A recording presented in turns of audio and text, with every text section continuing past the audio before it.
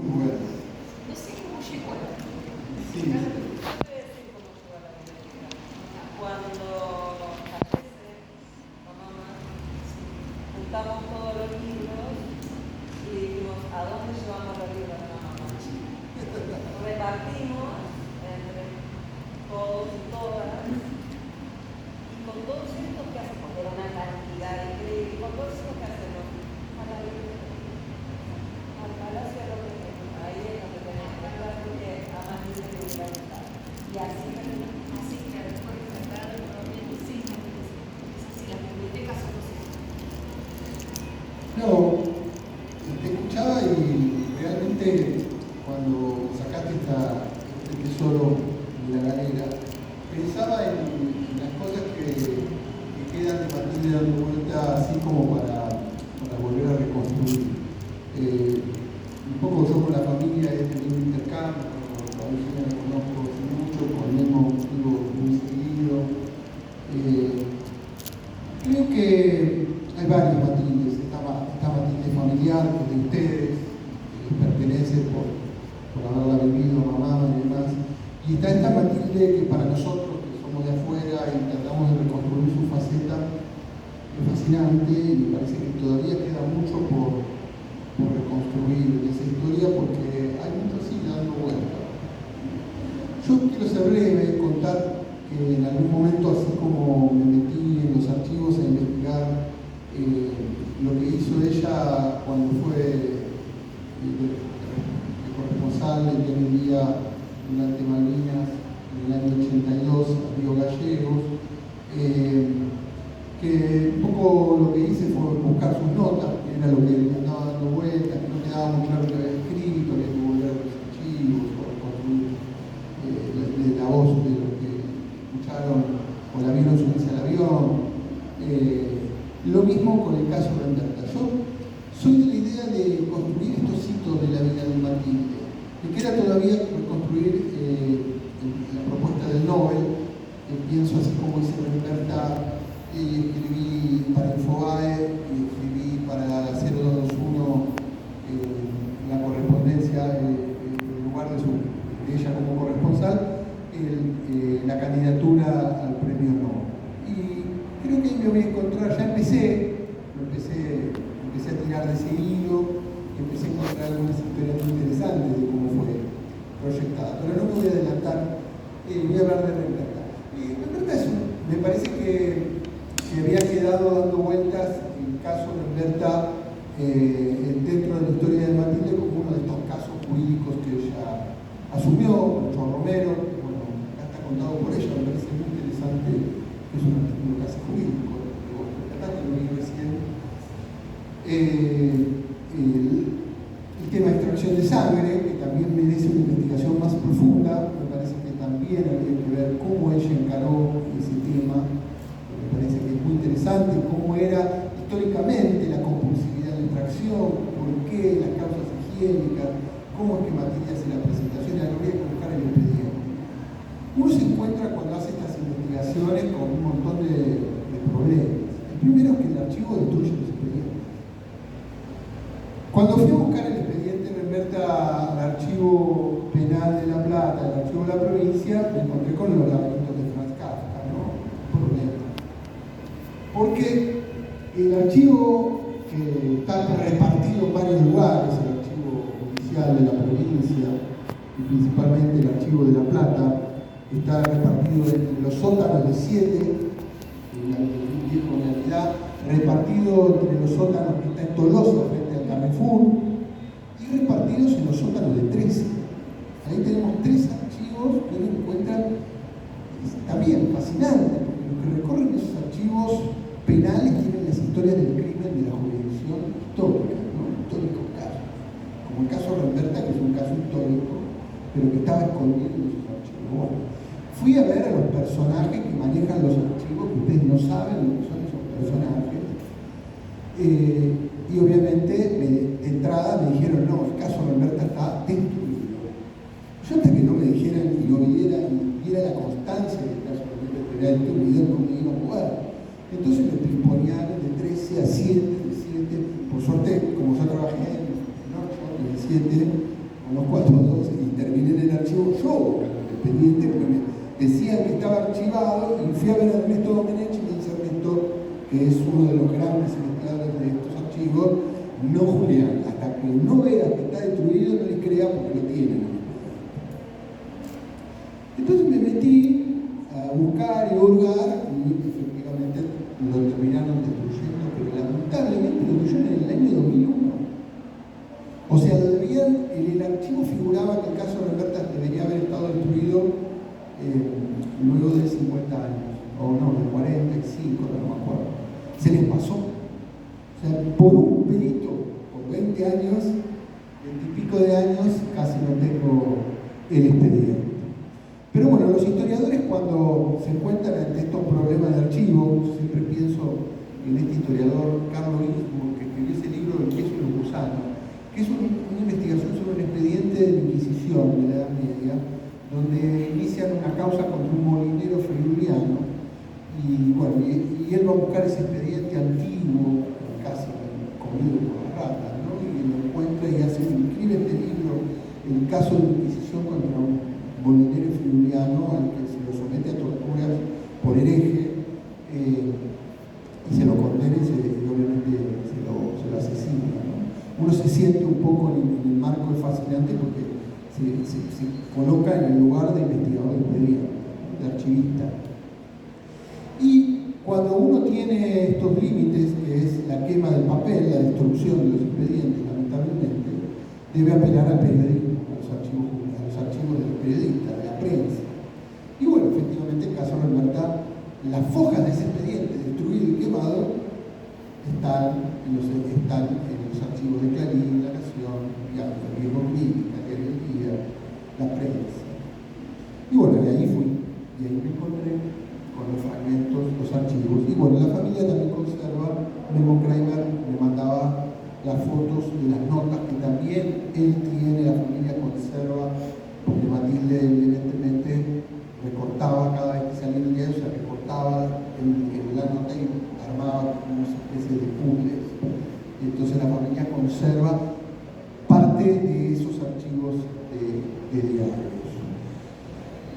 Como el caso de 1957, el crimen Remberta a Robles, como bien contaste recién, el caso Remberta es el asesinato de la mujer, Remberta Nieves, una mujer que vivía en Wilde, en Avellaneda, asesina a su marido Robles, un policía de la bonaerense, que luego de llegar de trabajar, un hombre que golpeaba a su mujer y a sus hijos, a sus hijastros, tenía como costumbre llegar del trabajo y antes de irse a dormir golpearlos y amenazar a su mujer, y sobre todo amenazar a su hijastra, a la que le decía que la iba a reclutar y se la iba a llevar como prostituta porque no era su hija y era la hija de su mujer, que no sabía con quién la había concebido.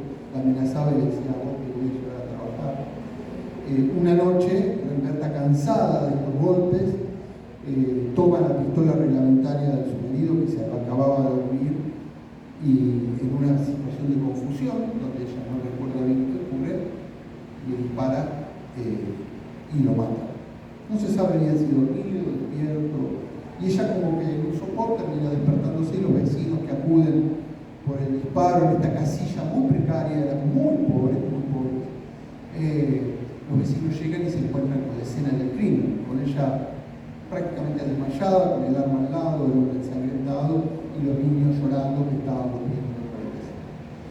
La historia es tremenda porque seguramente en la historia argentina ha habido muchos de estos casos, porque en 1957, cuando una mujer cometía este tipo de hechos, como podíamos contar recién, estaba casada y suponía una pena muy alta por el lazo que ellos tenían, un homicidio agravado, las condenas eran graves, las acusaciones eran graves, ¿no? La lucha por los derechos de las mujeres no existía en ese entonces. En todo caso, el tema eran los niños, y si había algo para quedarse era por la situación de los niños. La mujer iba presa automáticamente y salvo que tuviera loca y la encerraban en un juicio, ¿no? Pero bueno, Matilde se entera del caso, se hace cargo del caso, y la historia que cuentan los diarios, lamentablemente no el expediente, es la peripecia de una mujer que se recibió en el año 1934-35 y que en 1957 pocos años después, asume, creo yo, el caso más importante, o su primer caso más importante, desafiando ideológicamente el sistema, porque si hay algo que demuestra el caso de Lamberta, que rápidamente fue llevado a juicio, porque el hecho ocurrió en 1957 y el hecho se juzgó un año después. Digo, hablemos de los enjuiciamientos de hoy en día que duran un montón y llegar a juicio tan rápido. En ese momento, el sistema inquisitivo, el juicio criminal, correccional, en un año llevó a juicio a Lamberta. Y bueno, los medios hablaron de la culpable Lamberta, que había matado a un policía de servicio, un oficial ejemplar. Los medios en ese momento no se atrevían a poner en discusión el patriarcado, ¿no? El caso de Lamberta es el primer caso de violencia de género llevado a juicio en Argentina. Es un caso para investigar en las facultades, estudiarlo, porque tiene la cuestión de la criminología mediática, pero también tiene la cuestión del origen de los casos de violencia de género en la Argentina, ¿no? En el historial, el caso de Lamberta es el primer caso donde una mujer es sometida por el sistema, por la violencia del sistema, cuando lo que hizo fue defenderse legítimamente de la violencia de su esposo, ¿no? En ese sentido, es un juicio del sistema. Entonces, brevemente, porque el caso está publicado en Infobae, lo pueden leer, el caso de Lamberta, con los recortes del diario, lo fui extrayendo. Los periodistas de la época eran muy estrictos a la hora de copiar el expediente. Eso es muy interesante, ¿no? La prensa amarillista que condenaba a Lamberta de entrada y que a medida que fue avanzando el juicio, porque lo que hacía en ese momento Matilde Kreitberg, no era Matilde Rajuan, era la abogada Matilde Kreitberg, del estudio Kreitberg, su marido Samuel aportaba de algún modo su conocimiento jurídico, sin duda, para que ella también pudiera llevar sus argumentos jurídicos al estrado, a los estrados. Cada día o cada jornada del juicio, que duró 4 jornadas en las cuales hablaron los vecinos, habló Lamberta, que fue lo más importante, donde su palabra fue la que definió cuál fue el caso jurídico, ¿no? Cuál fue el argumento por el cual condenaron o no condenar, y el momento de la acusación, que por supuesto fue a 10 años, el fiscal pidió 10 años de prisión para Lamberta, y el momento más importante fue el alegato, que fue el acto poético, ¿no? El acto de justicia poético, porque sin duda en ese alegato que los medios de la época reconstruyen como un acto de una poesía que ella lee en una defensa, donde ella plantea no la emoción violenta que hubiera sido lo más común, o un acto de locura que hubiera sido lo más común, sino algo que es absolutamente extravagante para la época y un hecho, es la legítima defensa de terceros. Ella no se defendía a ella defendía a su hija mayor, que no era hijastra, era de Robles, y a quien Robles quería abusar o llevar y prostituir. Ella hace un alegato de la mujer, en primer lugar, ella plantea que ese caso, en el alegato, es el primer elemento que utiliza para la defensa de su alegato. Esta defensa la hago yo como mujer. O sea, se posiciona como abogada de mujeres. 1957. Esta mujer es defendida por esta mujer, no un hombre, una mujer. Y esta mujer tiene también una honra y es mujer y por lo tanto ha sido abusada en su honra. Y a la vez esta mujer ha tenido el valor de defender a su hija, y ha estado en una situación extrema de violencia, sometida a una situación extrema de violencia, en la cual ha llevado o ha llegado al extremo esa noche, en la particular situación a la que lleva un caso de legítima defensa. La legítima defensa en el derecho se ejerce cuando la persona no sabe, no tiene la forma de defenderse, no le queda otra que defender el bien, su bien, o es el bien de la vida de uno, la vida del otro, en este caso la vida de Robles o la vida de su hija o la suya, no le quedó más motivo o más razón de defender la vida de su hija y la propia, y obviamente asesinar a su marido Robles. Ella hace un historial de los casos de violencia en su alegato, y y termina planteando en voz alta, parada ante los estrados, por supuesto que en ese momento con la prensa ahí, porque todo el mundo lo estaba mirando, en el caso de que la prensa nacional ya había hecho voz del caso, no solamente en La Plata, es aplaudida, ¿no?, por el público, y el juez llama al orden al público, ¿no? Y obviamente se hace el cuarto intermedio y al otro día, obviamente la prensa ya estaba ahí, el veredicto es absolutorio, ¿no? Es el primer caso en la Argentina de una mujer absuelta por el asesinato de su esposo en situaciones extremas de legítima defensa. Así lo toma la prensa, así, digamos, en el mundo de los abogados llega la noticia de que existe una persona que es Matilde Kremer, que ha logrado este efecto. El diario Crítica, que es el diario quizás que dimensiona menos amarillista los casos y analiza en profundidad las situaciones, en ese momento ese diario estaba, digamos, escribían periodistas de talla, ¿no? Roberto Arta había pasado por ese diario, y bueno, cuenta el caso. Yo creo que a partir de ese caso Matilde se hace conocida. Después, como siempre ocurre, estos hechos, estas historias se las traga la historia. Hay que desarchivarlas, ¿no? Interesante hubiera sido que en este caso tuviera, digamos, yo no tendría que salir a reconstruirlo, porque no existía en la prensa.